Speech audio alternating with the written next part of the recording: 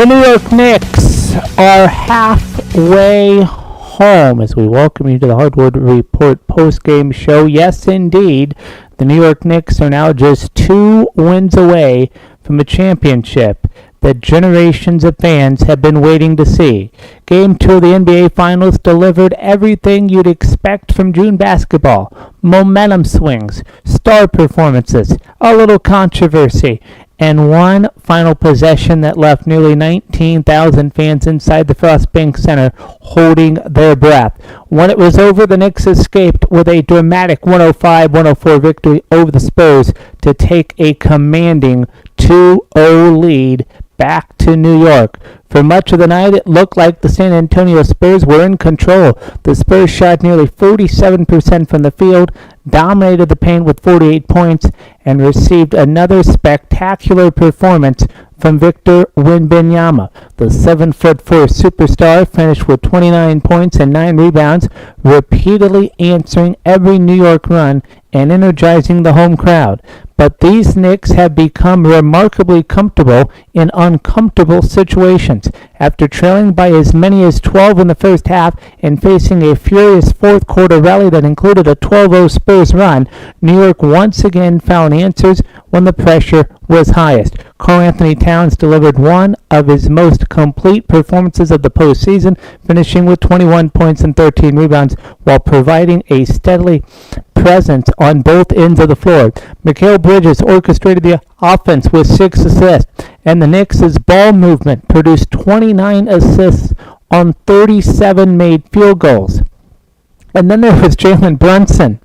As he has done throughout these playoffs, Brunson saved his biggest moments for the biggest stages. With the game hanging in the balance, with the Spurs crowd roaring, the Knicks captain delivered another signature shot, knocking down a difficult fadeaway jumper late in the fourth quarter that proved to be the difference. The numbers tell the story of how thin this margin was. San Antonio shot better. The Spurs scored more points in the paint. Wembanyama was the game's leading scorer, yet New York won the possession battle, hit 4 more three-pointers, generated 19 fast break points, and forced enough mistakes to steal another road victory. For San Antonio, the concern isn't effort, the concern is opportunity. The Spurs have now led for nearly half of the first 2 final games. They've shown they can match New York physically, their pacing, and star power. Yet heading to Madison Square Garden on Monday, they will be down 0-2. History says that's a dangerous place to be. For the Knicks, however, the mission remains unfinished. They'll tell you the series doesn't begin until a home team loses. They'll remind everyone that 2 wins are not 4 wins. Still, after 2 games in San Antonio, the reality is impossible to ignore.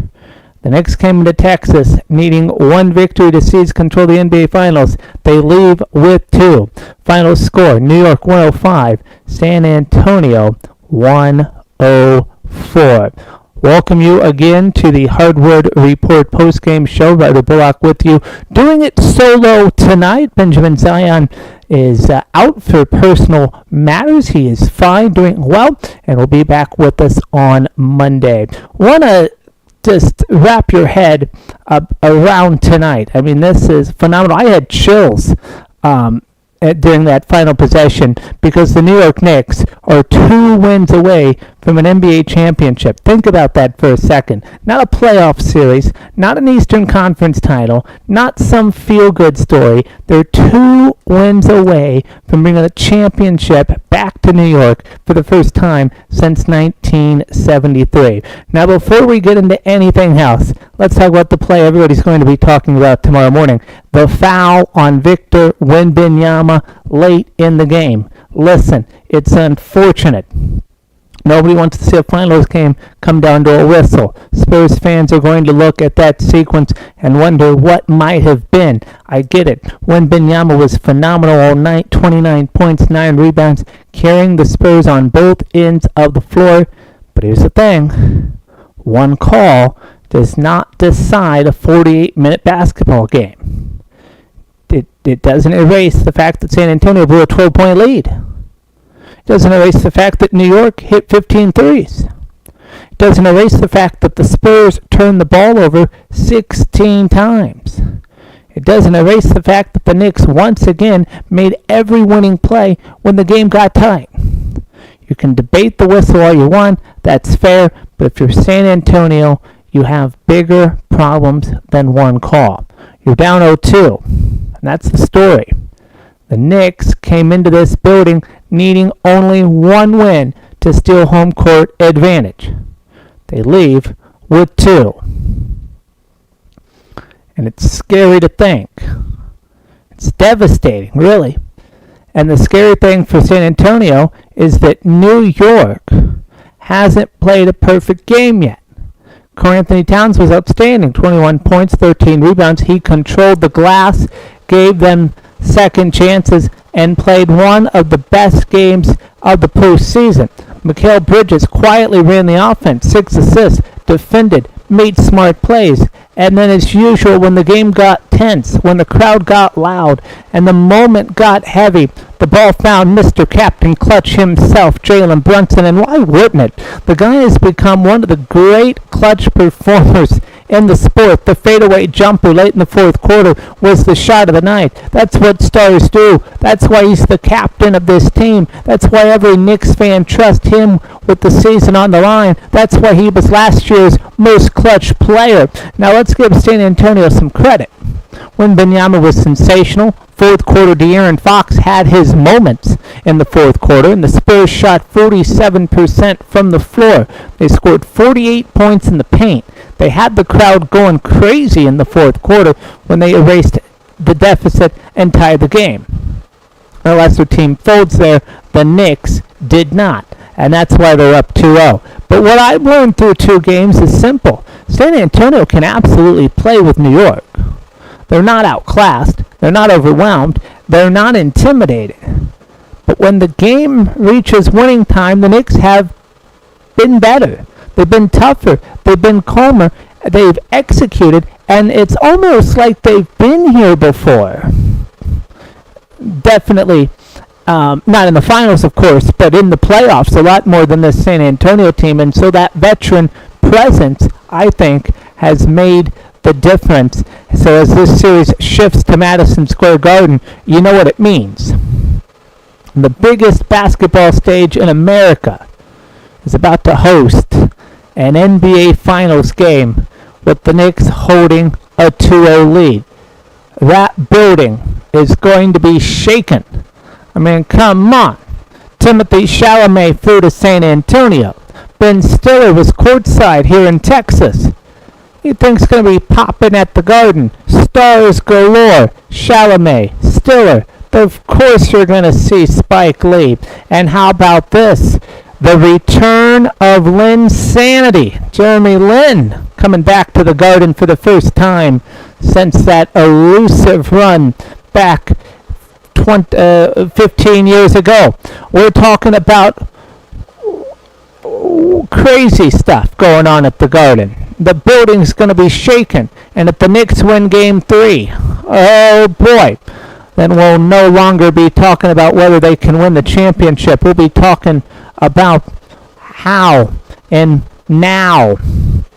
Final score tonight, Knicks 105, Spurs 104.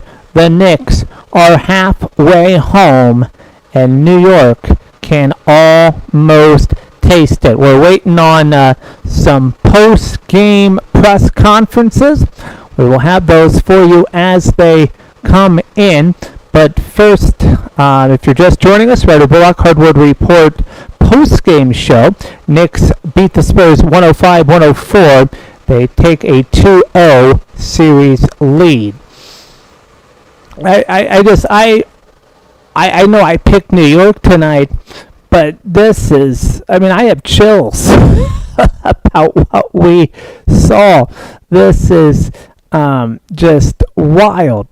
And clutch time, right? And listen to this. It is the 13th consecutive postseason win for the New York Knicks. They're a 13-game win streak.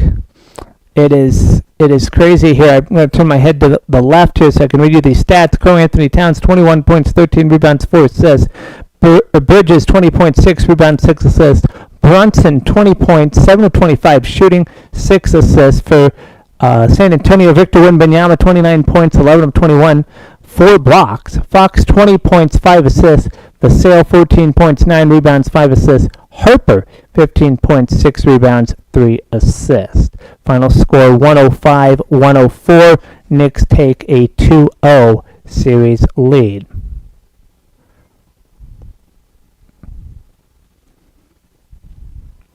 Absolutely wild in San Antonio. New York Knicks have stayed past the conclusion of the game. They are celebrating deep in the heart of Texas tonight.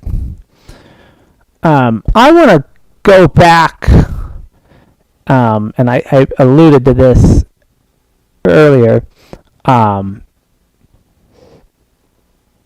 but the foul on Wembanyama, unfortunate. I mean, my unfortunate. It was almost like all the momentum just kind of left Virginia. I was like, I'd hate to see a great game in this way. And the foul, the Spurs already had used their foul to give.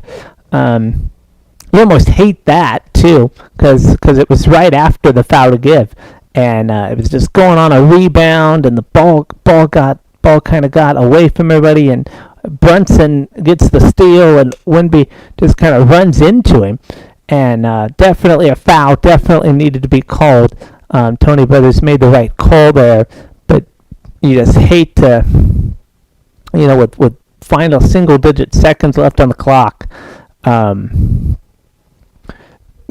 give the ball to Jalen Brunson, and that's why it's 105-104. Brunson actually missed the second free throw, and just crazy. And to the Spurs' credit, they did have an opportunity to advance the ball to half court. Final shot didn't go in. Are Spurs fans going to be upset about it tomorrow? Yeah, probably.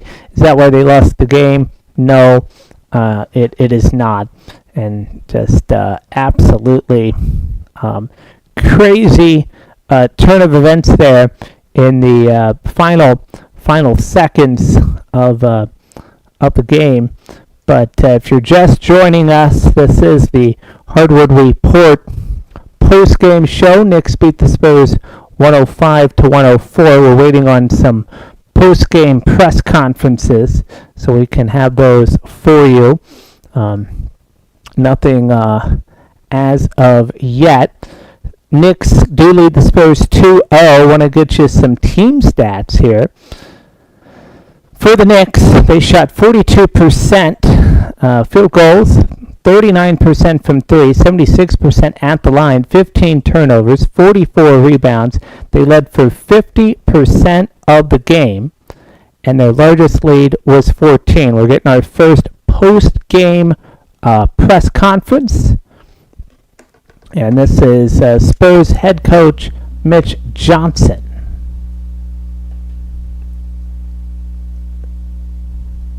Oh, do we have it?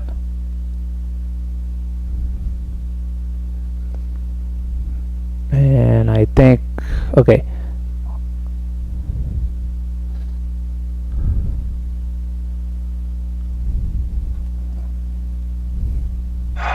Was there a point late in the fourth quarter when Steph was unavailable? How is his injury, or was he injured at all? Right when he went out, I'm not sure. I know when I checked on him with the training staff, he was available, so I don't believe he was not, but I didn't check immediately after. Third team in the finals history to trail series 0-2 at home. Made a crazy comeback, but before it seemed like physically it was hard for the team. Did you see the players tired? What was the main issues before the comeback? I'm sorry, what was the main issues for the comeback? Before the comeback, before that explained that you were down 14 and you had to come back to make. We just weren't playing good enough. We weren't consistent enough, and our execution, a lot of phases of the game. I thought, a little bit more detail, I guess, but felt like we chased the game a little bit. They made some really tough shots at the end of the shot clock, and I thought that affected our approach at times and took away from just trying to play our brand of basketball. It's an amazing feeling as a coach. This is New York Knicks head coach mentally tough your team Mike Brown. is, no matter what the situation is in front of them. To see them continue to fight and fight and fight and fight, no matter what the score is, no matter how much time's on the clock, it's just a fantastic feeling. And I'm telling you, man, the NBA is tough. You don't experience what I'm experiencing with this group a ton. And it is a freaking joy to be around. You mentioned Mitch. Where do you think his composure and his discipline come from to be able to guard Wemby in the way that he does in those moments? So I'm a huge fan of country music. So I think when he listens to country music, he gets the chill vibes, because I know I do. So I'm sure that's where he got it from. You know what? I don't know. It's just how he's built, man. He doesn't seem like he ever gets too high. Doesn't seem like he ever gets too low. We play him for 30 seconds and pull him out. We play him for 7 minutes and pull him out, and he's the same all the time. I don't know how much he played in the fourth quarter or even the whole game, but we threw him out there. He got to stop. We sat him down. We threw him out there again, and he was the same. He just went and did his job. But that country music probably has something to do with it. Hey, Mike. Mike. These are post-game press conferences. Take a look. Finals teams down 0-2 at home. 1993 Suns, they lost in 6. The 1995 Magic, they got swept. And the 2026 Spurs, their fate remains to be seen. As we take a look at their team stats, 47% shooting, 38% from downtown, 70% at the line, 16 turnovers, 42 rebounds. They led for 47% of the game, and their largest lead was 12. So a difficult night for San Antonio as they will go to Madison Square Garden on Monday, down 105-104, down at 2-0. Just a crazy turn of events. And if you don't know what happened, I'll break that down for you here in just a second.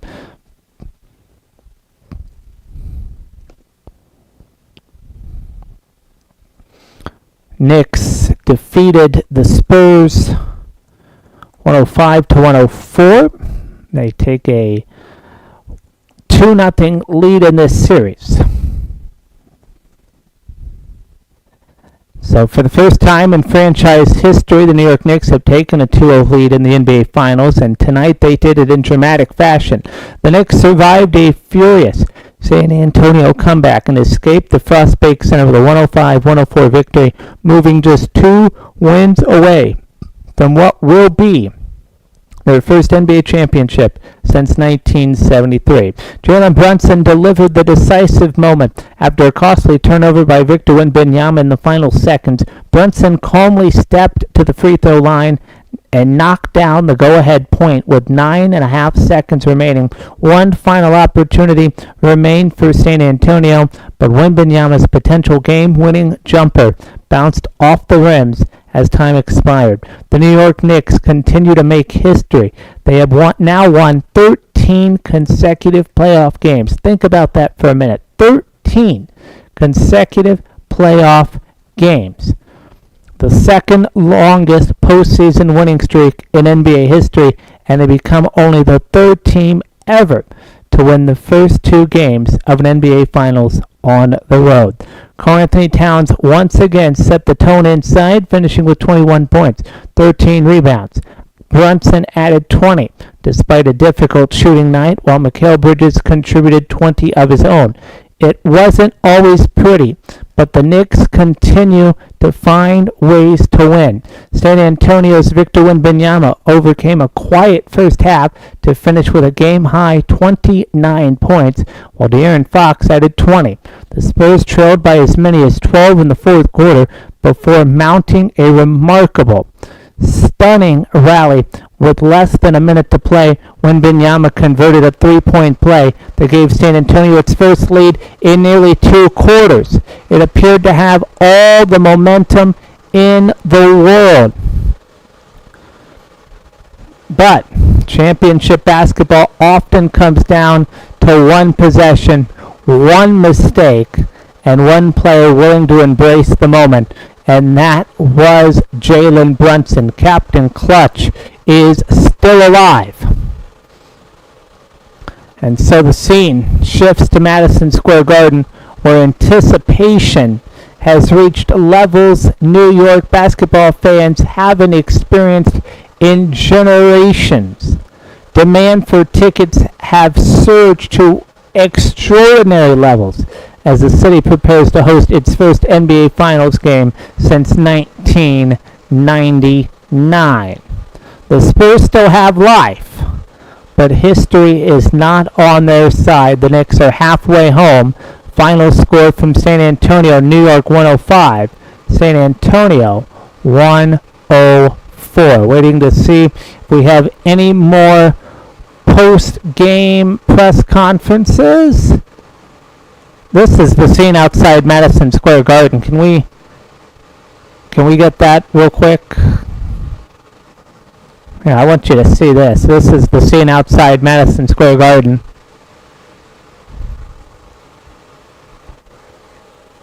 Look at that.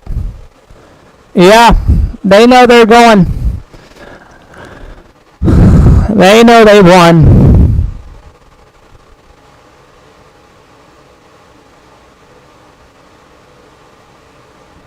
And that is right outside Madison Square Garden. They've been watching all night. Didn't mean to get that there, but woo-wee.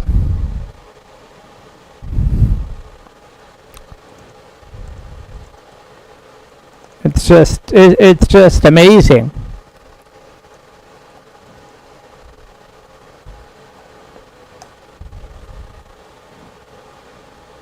It's just amazing because the New York Knicks are heading back to Madison Square Garden with a 2-0 lead in the NBA Finals. And if you're a Knicks fan, you have every right to be excited. Not celebrating yet, not planning the parade, but excited. Absolutely. Because let's be honest. What this team has done through 2 games is impressive. More on this in a second, but we're getting word that Victor Wembanyama is at the press table here. So let's listen in. Still very blurry, and that's the whole problem. You know, I need to have more poise, more control over the game. I'm not going to go through the whole positions, but that's the general image. In terms of being blurry, you said things were blurry. Was that just the last 3 possessions, or was that sort of the issue all night? I would say the last 3 possessions.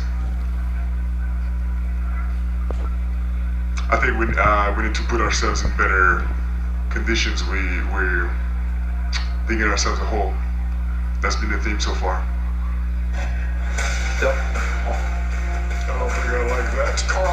Okay, so we mute that, but it is interesting here. Give me 1 second. Want to make sure that you guys are hearing these in real time.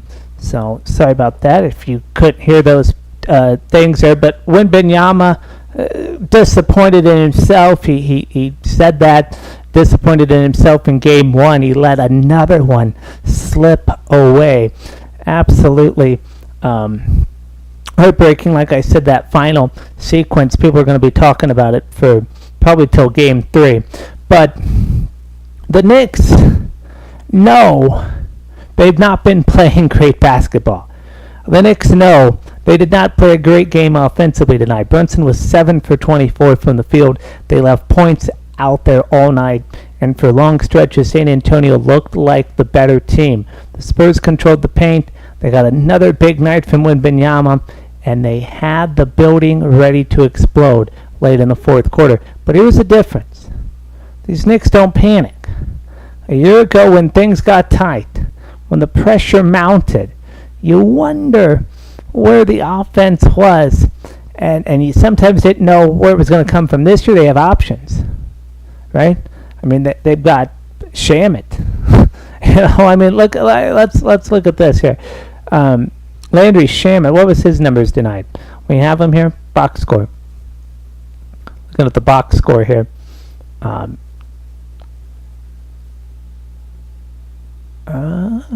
Do we have them? Box score?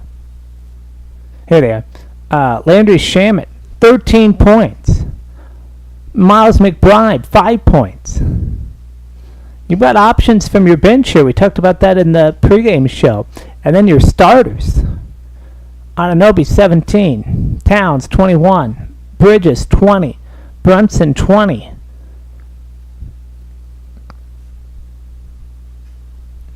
It's just, you got options. You didn't have options last year. The Knicks have options.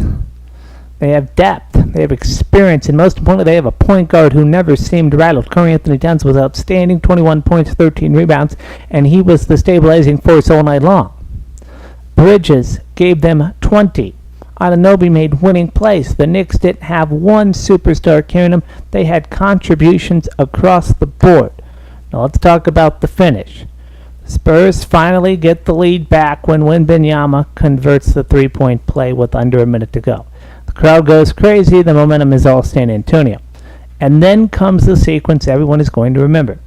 The game tied. Okay? The game was tied. Spurs had the ball. I'm watching it again here as they play it on ESPN. Wemby passes it. Brunson intercepts it. And Wemby ran into Brunson. Okay, I mean, he didn't really hit him. He just ran into him. Turnover. Listen, Wemby, you're a phenomenal player. You're going to win the MVP. You should have been the MVP. And you are the face of the league. But that's a young player making a young mistake in the biggest moment of his career. And it cost San Antonio dearly. Brunson got fouled, stepped to the line, knocked down only one free throw. Okay? And when you thought the Knicks were back in front, and when they thought you would have a seal, of course the Knicks couldn't make the second free throw, vintage New York, to keep it on your toes. But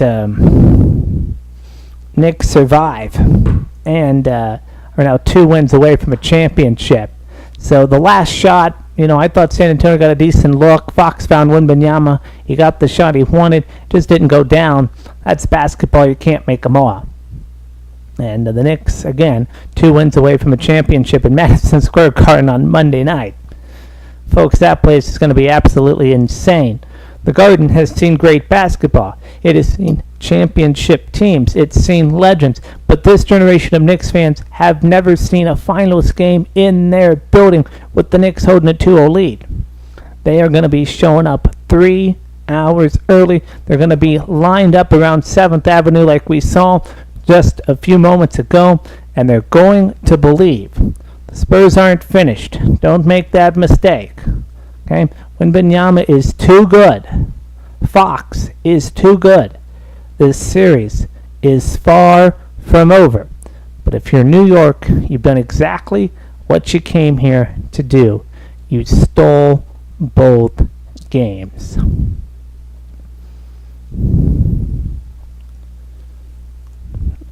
Damn it.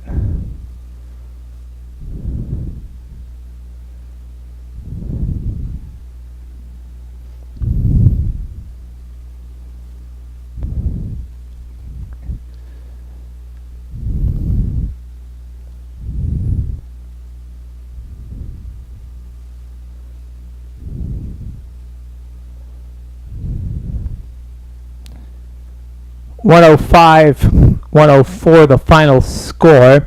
I keep looking this way so we can see if there are any more post-game press conferences. Does not appear that there are at the moment. So we will. I get to other basketball stuff here really quick. I just want to. I saw this on the interwebs, and I thought this was a joke. I really did.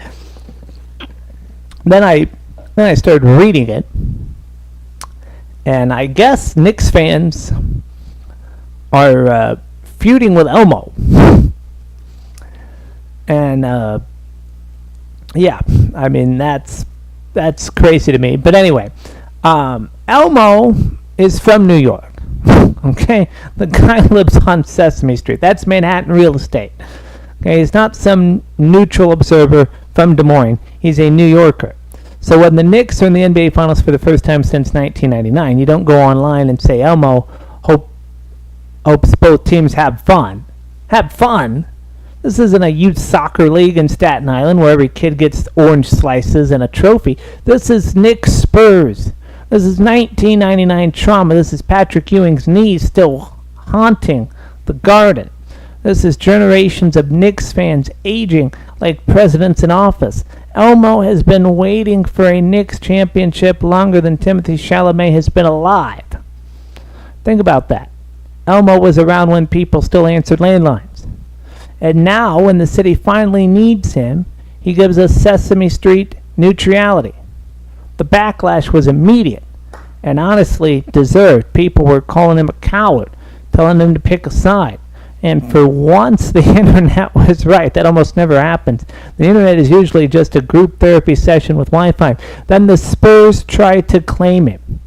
They posted Elmo in a Spurs jersey, like he just signed a 10-day contract. Nice try. You don't get Elmo. You have Wembanyama. That's enough. You don't get a 7-foot alien and a Muppet. That's roster tampering. So eventually Elmo comes back around and said Knicks. That's the last message. Elmo didn't mean to spur you on. Okay, fine, that's cute. Very PBS. But the damage was done. Knicks fans, don't forget. This fan base still remembers missed rotations from '04. And here's the basketball side of it. The Knicks have won now 13 straight playoff games, but at the time it was 12. And 13 now, and they went into San Antonio, fell behind 14 in the second half, and still stole game 1, stole game 2. So I think game 3 is going to be a must-win for the Spurs, no doubt about it. You cannot go down 0-2 at home, and you definitely can't go down 0-3 in the series. So that's not a hole, that's a New York City pothole with a Cod Edson truck parked next to it for 6 months. But anyway, Wembanyama is incredible. No one is doubting that. No one is debating that.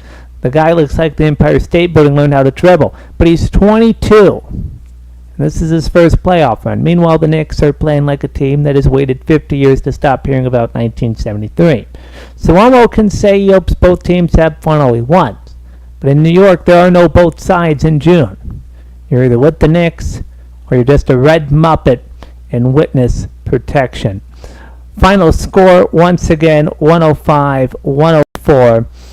Let's wrap this up. If you're just joining us, it was a wild game in Madison Square Garden.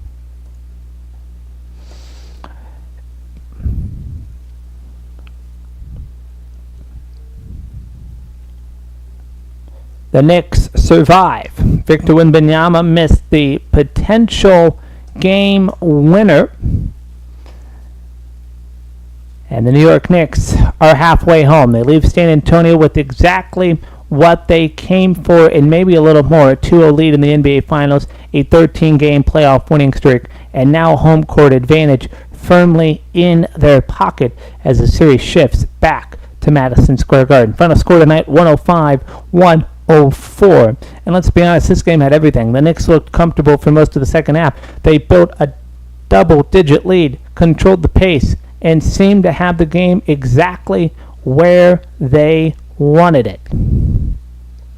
The Knicks looked comfortable for most of the second half. They built a double-digit lead, controlled the pace. Victor Wembanyama took over late. The Spurs defense tightened up. The crowd came alive. And suddenly, a 12-point deficit disappeared with less than 60 seconds left on the clock. The Spurs actually had a chance to win it, and they had the lead. But championship teams respond. Captain Clutch did what Captain Clutch does. Jalen Brunson didn't have his best shooting night, 7 for 24 on the floor. But he struggled. No doubt about that. But when the game was hanging in the balance, there he was again. And that's what stars do. After a critical turnover by Wembanyama, Brunson stepped to the line and knocked down the free throw that ultimately won the game.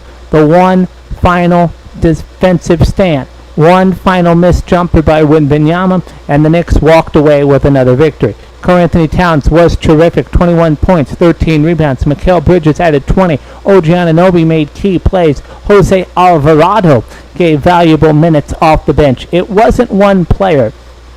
It was 100% complete team effort. For San Antonio, there's disappointment, but there's also reason for optimism. Wembanyama finished with 29 points after a slow start. De'Aaron Fox scored 20. The Spurs showed tremendous fight and nearly stole one at the end, but nearly doesn't count in the NBA, and it surely doesn't count in the NBA Finals. Now comes the part New York has been waiting decades for. Game 3 at Madison Square Garden. The Garden will be louder than it's been in years. Stars, stars, stars galore. Timothée Chalamet, Ben Stiller, Fat Joe. I just seen Jeremy Piven leave San Antonio. You think that if they're traveling to San Antonio to watch their Knicks, you think they're going to miss Game 3 at Madison Square Garden? Wrong-o. Spike Lee's coming to town. I hear reports that the mayor is going to be in the game. Zoran Mondami. And how about the Mr. 47th President of the United States, Donald J. Trump? They are all going to be at Madison Square Garden. It is going to be the loudest it's been in generations. Ticket prices are already reaching extraordinary levels, and every Knicks fan is either going to be in the Garden or out there looking at 37th Street. And this city, the New York City, believes they are witnessing something special, and it's history. That's what it is. The Knicks haven't won an NBA championship since 1973. They have not held a 2-0 lead in the NBA Finals until now, and they are now just 2 victories away from ending a 53-year championship drought. The Spurs still have time to change the story. Great players and great teams don't go away quietly, but the pressure now shifts squarely onto San Antonio. Monday night is must-win territory. The Knicks, they have done their job. 2 games on the road, 2 victories, and now they're coming home. Well, this has been the Hardwood Report post-game show. I'm Ryder Bullock. Thank you for joining us throughout the night. We will have complete coverage leading up to Game 3 from Madison Square Garden Monday, 7:30 p.m. Eastern Time, 4:30 Pacific Time. Benjamin Zion will be joining us once again. And the final from San Antonio Knicks, 105. San Antonio Spurs, 104. The Knicks lead the NBA Finals 2-0. We will see you on Monday night.